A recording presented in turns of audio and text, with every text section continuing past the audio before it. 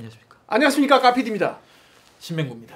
야, 저번에 300대 1의 경쟁률을 뚫고 오는 신맹구 씨, 예. 잘하고 있어요. 감사합니다. 예, 좋습니다. 그래서 우리가 좀 여러 가지 예. 파격적인 주제들을 우리가 방송을 할 필요가 있습니다.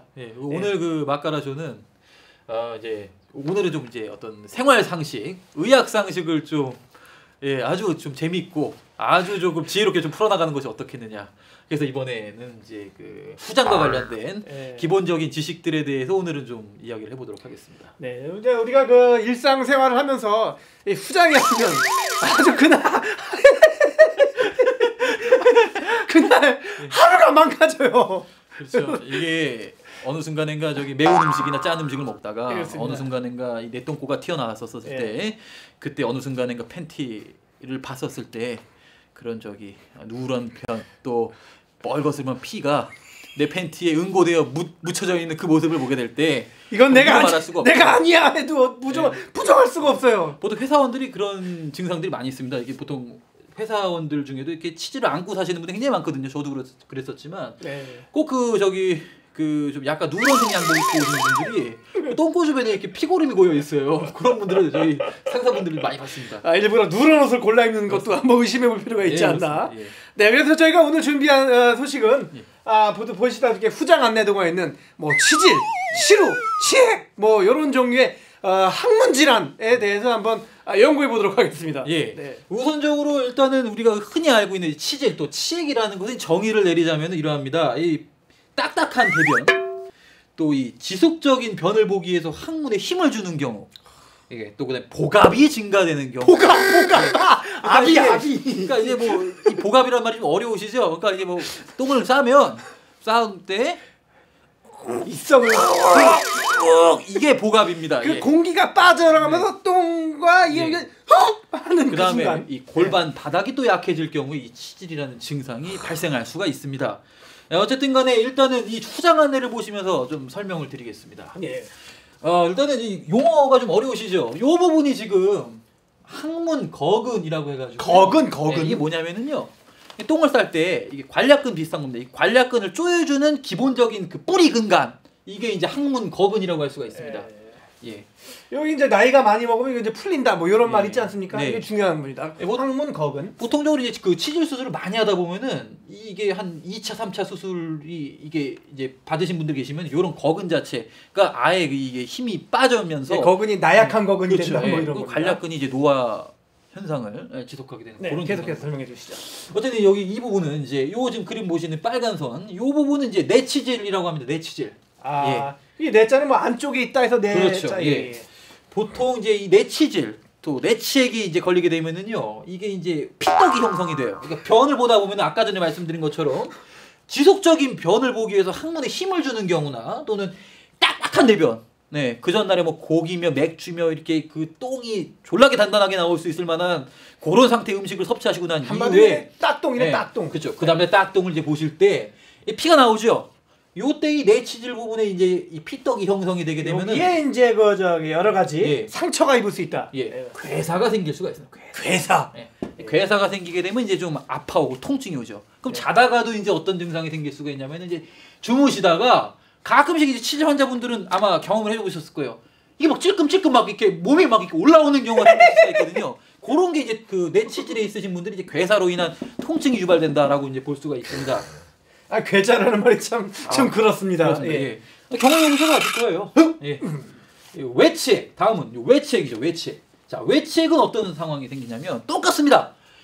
이제 그 전날에 이제 딱똥이 형성될 수 있을 만한 어떤 그런 음식들을 섭취하고 난 이후에 이제 똥을 쌌는데 피떡이 형성이 돼요. 똑같이. 피떡이 형성됐는데 이런 경우에는 이제 이 항문 주변에 좀 굉장히 가려움증을 유발하는 그런 증상들이 있어요. 이 치질 환자들 아마 경험해 보셨어요. 그런 부분들이 이제 외치액에서 생겨난다 이렇게 볼 수가 있습니다. 하여간 모든 원인은 다 이 딱똥이나 이 복압에 의한 것이다. 그렇습니다. 그렇습니다. 그렇기 때문에 우리 부친께서 말씀을 하시기를 이왕이면 어떤 섬유질이나 이런 김치 이런 음식들을 좀 많이 섭취를 하실 필요가 있죠. 어쨌든 간에 이제 그 중요한 거는 이제 치질 증상이요. 한 4단계로 나눠 볼 수가 있습니다. 자, 1, 2, 3, 4단계.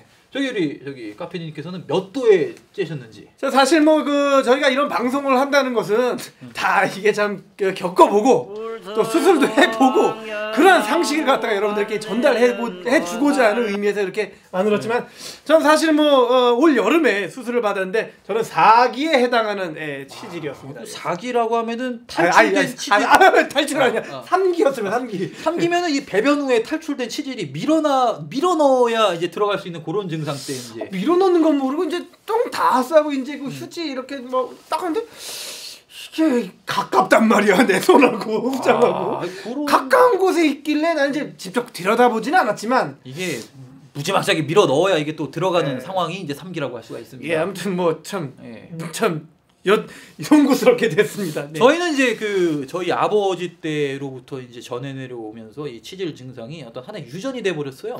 저희 아버지가 이제 최모 정형외과에서 한 차례 수술을 받으시고 또 인천의 베스트 모 외과에서 이제 2차례 이제 마취 없이 또 칼로 째는 수술을 받으시고 총 3번을 받았단 말씀이에요. 3번을? 이 항문 거근이 많이 약해지셔가지고 지금은 이게 팬티에 좀 많이 이렇게 똥이 새어나오는 그런 증상들이 지금 갖고 계신데 아들도 제가 또 유전을 받았어요.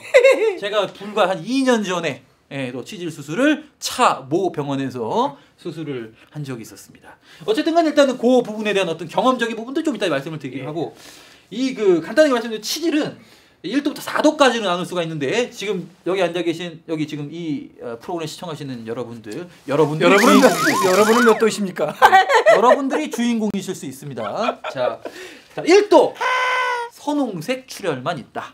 예, 그러니까 빨간색 피만 있다 이런 말씀입니다. 예. 그 정도면 변비 환자한테 그냥 흔히 있을 만한 법도 한데. 예. 그럴 때는 뭐 아무것도 아니죠. 그 정도 피 나오는 거는 뭐. 예. 네, 알겠습니다. 2도는 배변 시 탈출이 있어요. 이 내책이나 외책 둘 중에 하나가 탈출이 있어요. 탈출이 있어가지고 만져져요 이게. 뭔가 이게 무슨 내장이나 무슨 닭뼈슬처럼 뭔가 이렇게 나왔다 이거. 그렇죠. 만져졌는데 이게 저절로 집어넣으면 저절로 이게 넣어지면 느니까 별거 아니다라고 생각하시는 분이 많아요. 네, 그렇죠. 예. 자, 3도. 3도가 이제 우리 카피디 형님께서 겪으셨던 배변 후 탈출된 치질이 밀어넣어야지만 존나게 밀어넣어야지만 이제 이게 들어가는 그런 형국이 3도라고 할 수가 있습니다. 보통 이제 3도쯤 되면 이거 병원을 가야 하나 이런 사태가 저처럼 발생합니다. 상당히 여기 카피디 형님이 사실 치질을 제가 이제 먼저 수술을 받았기 때문에 3도 증상에서 상당히 고민을 하셨어요. 이거 나 안 받으면 안 되겠니? 이게 상당히 좀 사실 뭐 이게 지금 나와서 될 얘기인지 모르겠습니다. 이게 수술을 해야겠다라고 마음을 어느 정도 굳혔을 때는 지인한테 그냥 엄청나게 연락하고 인터넷 검색하고 뭐 알 수 없는 지식들을 우리가 많이 접하는데 엄청나게 물어봐야 돼요. 이래서 우리가 이거 찍는 거예요. 그렇죠. 우리 방송만 보면 주변 사람한테 물어볼 필요가 없습니다. 여러분들의 똥꼬를 위한 것입니다. 여러분들 내 똥꼬를 위함인가? 당신 똥꼬를 위함이야. 당신이야. 자, 해보시죠. 4도는 탈출된 치질이 이게 밀어 넣어도 이게 안 들어가죠. 이건 자기는 거의 뭐 너덜너덜 아니 씨발 넣으려고 하는데 안 들어가줘요. 거의 내장이 나온 듯한. 그런 경우에는 이게 4도라고 볼 수가 있습니다. 그러면 이제 일단은 보통적으로 이제 대략적인 어떤 이제 1도부터 4도까지의 증상들은 이제 좀 말씀을 드렸는데 우리가 뭐 전문적인 의사는 아니니까 한 요 정도 선이면 이제 1도는 어느 정도 아프고 4도는 어느 정도 아프다 뭐 이런 얘기가 나오지 않습니까? 그렇습니다. 사실 뭐 수술을 해야 되는데 수술하기 전에 우리가 이제 뭐 여러 가지 갖춰야 될 것들 그런 것들에 대해서 우리가 상식적으로 한번 풀어볼 필요가 있습니다. 예, 그렇습니다. 이제 참고로 말씀드리면은 이제 만약에 치질이 3도 이상이신 분들은 이제 병원을 가셔야 되는데 이제 병원에 가시기 전에 하셔야 될 게 있어요. 그 전날에는 아무것도 먹고 오지 말아야 됩니다. 수술을 위해서. 그래서 가급적이면은 뭐 물이나 좀 부드러운 섬유질 위주로 많이 섭취하실 것을 권장해 드립니다. 저 같은 경우는 이제 병원에 갔는데 거기서 이만한 신비의 물약을 줬습니다. 이게 사실 뭐 내장을 비우는 약인데 이거를 먹으면서 이게 있어요. 뭐 아침에 물 몇 컵, 뭐 저녁에 물 몇 컵, 뭐 이런 게 있는데 절대로 밥 먹지 말고 고기 먹지 말라는데 그거 먹고 가지고 아주 의사 아주 그냥 수술하는데 아유 씨발. 그러니까 수술 받기 전에 꼭 고기하고 술 처먹는 분들이 계셔요. 당신이야. 아무튼 뭐 그렇게 내장을 비우고 이제 병원을 가게 됩니다. 사실 뭐 병원 가는 마음이 뭐 거의 도살장에 끌려가는 소처럼 거기서 거의 일어나는 그 모멸감과 치욕, 암울하죠. 수치심 이름 말할 수가 없어요. 저도 이제 짠 경험자로서 이제 말씀을 드리지만 굉장한 그 어떤 그 치질에 이 아픔과 통증이 있지만 이루 말할 수 없는 그 남자의 자존심과 성적 수치심 이것을 견뎌야 된다는 것이 상당히 괴로웠어요. 그 제가 한 번은 그 저기 수술을 받는데 이제 수술 당일날 그 이제 그 아시겠지만 이제 침대에 이렇게 눕잖아요. 네. 누우면 똥을 이제 엉덩이를 이렇게 45도 각도로 둔다고요. 그러니까 어떤 거냐면 자자자자자자자